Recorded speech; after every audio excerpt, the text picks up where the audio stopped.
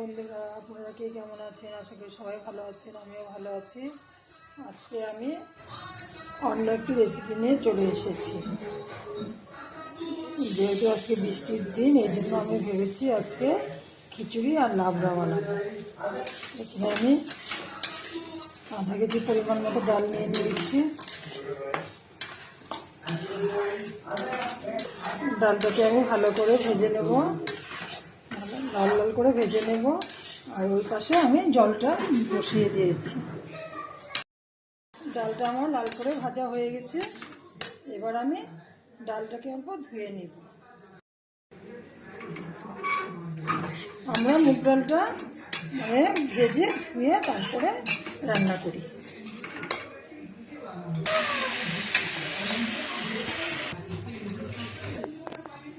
এবার জলটা গরম হয়ে গেছে, ডালগুলো এখানে দিয়ে দেব।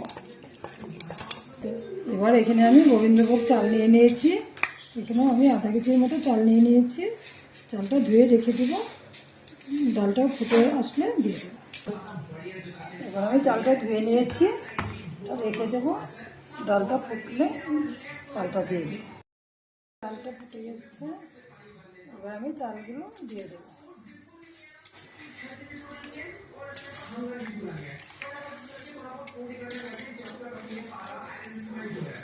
চালগুলো দিয়ে দিলাম। এবার আমি এখানে সব কিছু রেডি করে নিয়েছি। এবার এখানে নুনটা দিয়ে দিব।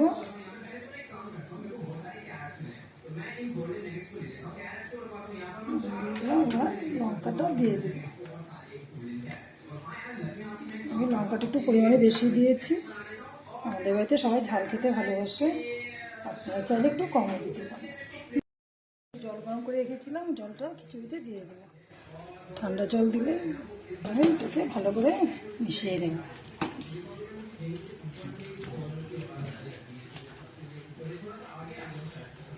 ভালো করে মিশিয়ে এখানে আমি আদা, মৌরি, জিরে, হলুদ একসঙ্গে মিশিয়ে এটাকে দিয়ে দেব।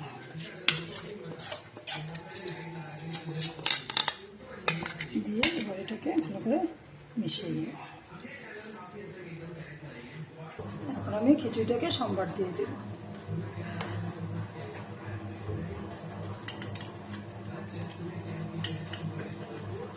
তেল গরম হয়ে গেছে। শুকনো লঙ্কা,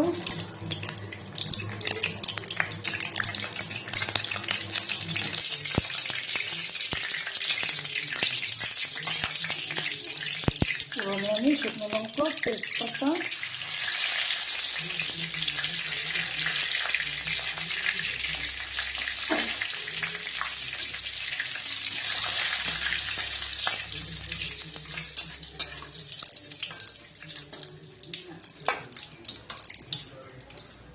আদা বাটা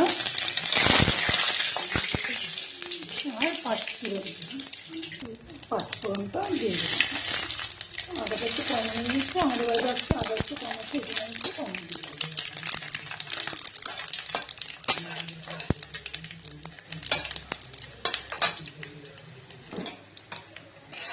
এবার ফোড়নটা হয়ে গেছে, আমি খিচুড়িতে দিয়ে দেবো।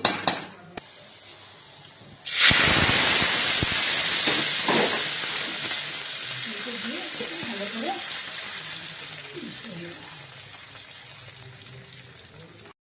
দিয়ে দিয়েছি। তেল দিয়ে এখন ফোড়নগুলো দিয়ে দিব। যেহেতু আমি খিচুড়ি বানিয়েছি, খিচুড়ির সঙ্গে লাবড়া মাখাতে ভালো লাগবে না। তেজপাতা, ফোড়নে পাঁচফোড়ন দিয়ে দিই।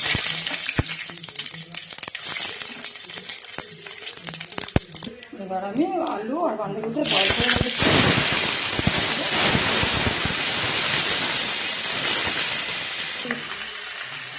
তারপর আর বটবটি আছে, এগুলোকেও দিয়ে দিই।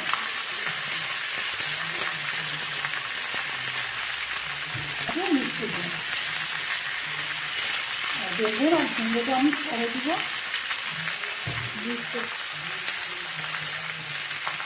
এখানে নুন,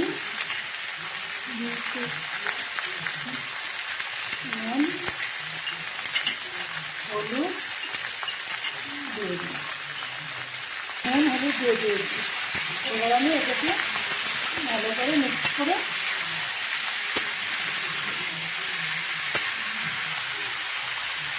এবার আমি ঢাকাটা দিয়ে দিই।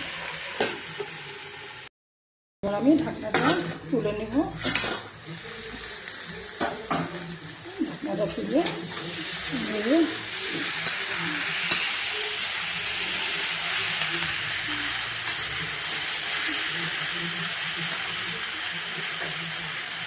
আমার ঝিঙে বেগুনটা দিয়ে দেব,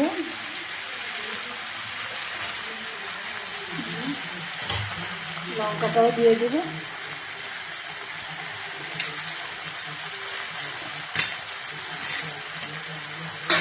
লঙ্কাটা দিয়ে আরেকবার মিশিয়ে নেব।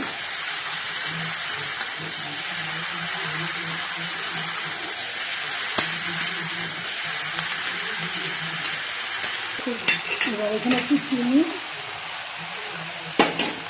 লঙ্কা, টমেটো দিয়ে দিলাম।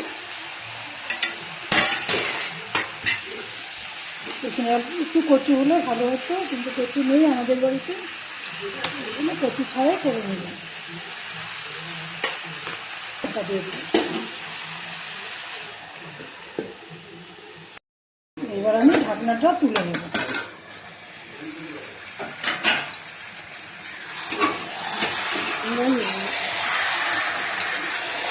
ঢাকনাটা তুলে ভালো করে নেড়ে আমার তরকারিটা কমপ্লিট হয়ে এসেছে। তরকারিটা আমি কোনো মশলা ইউজ করিনি, বাটা মশলা ইউজ করিনি, এমনি বানিয়ে নিলাম। আমার তরকারি কমপ্লিট।